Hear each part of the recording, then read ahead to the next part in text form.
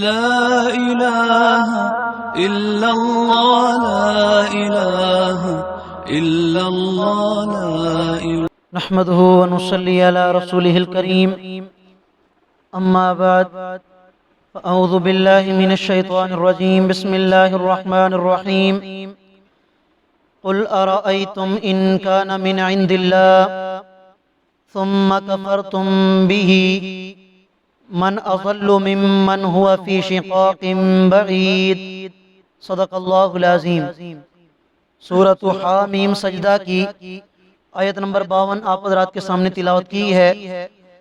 آیت کریمہ کا ترجمہ یہ ہے، اللہ رب العالمین ارشاد فرما رہے ہیں، میرا پیغمبر آپ کہہ دیجئے ارائیتم، تو مجھے بتاؤ اگر یہ قرآن اللہ پاک کی طرف سے نازل شدہ ہو، ثم کفرتم بھی، پھر تم اس کا انکار کرو، تو اس شخص سے بڑھ کر گمراہ اور کون ہو سکتا ہے جو دور کی گمراہی میں جا پڑا ہو۔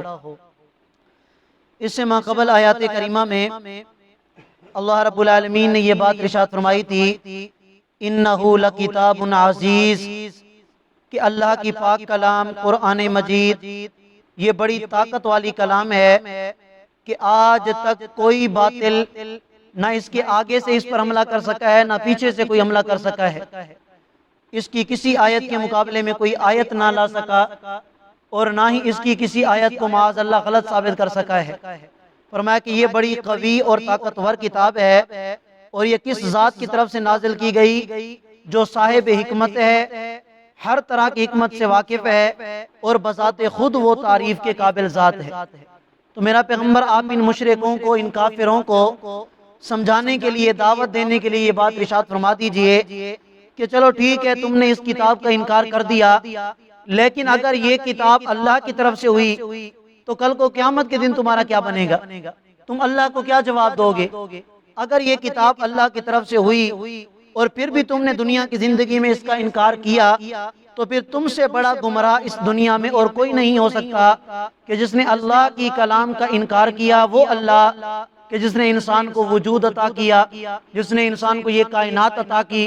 اس کائنات کے اندر پہلی نشانیاں جن کی پیدائش کا مقصد یہی تھا کہ انسان ان میں غور و فکر کر کے اللہ تعالیٰ پر ایمان لائے، اللہ کے نبیوں پر ایمان لائے، اللہ کی کتاب پر ایمان لائے، اور اگر پھر بھی وہ نہ لایا تو اس سے بڑا ناکام اور کوئی نہیں ہے۔ فرمایا سنریہم آیاتنا فی الآفاق، ہم ان کو اپنی نشانیاں دکھائیں گے اس کائنات کے اندر۔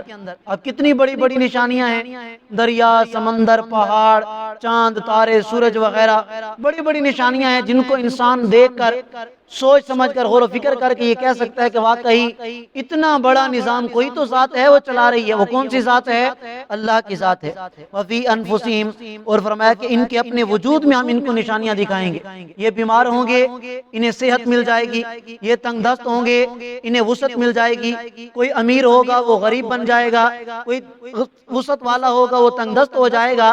اللہ فرماتے ہیں کہ یہ بھی ہماری نشانی ہے۔ اگر کوئی سمجھنا چاہے تو اس سے بھی سمجھ سکتا ہے کہ یہ سارا نظام کون سی ذات چلا رہی ہے۔ حتی یتبین لہم، اللہ فرماتے ہیں کہ جب یہ نشانیاں ہم ان کو دکھائیں گے تو ان پر یہ بات واضح ہو جائے گی، انہ الحق، کہ یہ قرآن بھی برحق ہے، یہ نبی بھی برحق ہے، اور جس اللہ نے انہیں بھیجا ہے وہ اللہ بھی برحق ہے۔ اولم یکفی بربک، کیا آپ کے رب کو یہ بات کافی نہیں ہے، انہ علی کل شیء شہید، کہ بے شک اللہ تعالی ہر چیز پر گواہ ہے۔ اللہ تعالی ہر انسان کے ہر عمل پر نگاہ رکھے ہوئے ہیں۔ اگر آج یہ بچ بھی جائیں اللہ کے عذاب سے تو قیامت کا دن آئے گا نہیں، یہ سارے اللہ کی بارگاہ میں آئیں گے، اللہ تعالی ان سب سے حساب لیں گے۔ الا سن لو انہم فی مریۃ من لقاء ربی، باقی رہی یہ بات کہ یہ لوگ اللہ کی ملاقات کے ہی منکر ہیں، اس میں بھی یہ شک میں پڑے ہوئے ہیں، کہتے ہیں کہ مرنے کے بعد والی زندگی نہیں ہے، کون زندہ کرے گا ہم جب مر گئے دوبارہ۔ الا سن لیجئے انہ بکل شیء محیط، اللہ تعالیٰ کی ذات ہر چیز کا احاطہ کیے ہوئے ہے۔ تمہارے جسموں کو جلا کر راکھ راکھ کر دیا جائے، تمہارے جسموں کو کاٹ کے ٹکڑے ٹکڑے کر دیا جائے، اللہ تعالیٰ کی ذات ہر چیز پر محیط ہے۔ وہ تمہاری راکھ کو جمع کر کے اس سے تمہارا وجود دوبارہ بنا دے گا، وہ تمہارے ٹکڑوں کو جمع کر کے تم جہاں کہیں بھی چلے جاؤ مرنے کے بعد اللہ تعالیٰ دوبارہ تمہیں پیدا کرنے پر قادر ہیں، وہ قادر مطلق ذات ہیں، وہ جو کرنا چاہیں کر سکتے ہیں۔ لہٰذا بہتری کامیابی اسی میں ہے، عقل مندی اسی میں ہے کہ موت سے پہلے انسان اللہ کو پہچان کر، اللہ کی کتاب پر، اللہ کے پیغمبر پر ایمان لا کے اپنے آپ کو دنیا آخرت میں کامیاب بنا لے۔ اللہ ہم سب کو سمجھنے اور عمل کرنے کی توفیق عطا فرمائے۔ جزاک اللہ۔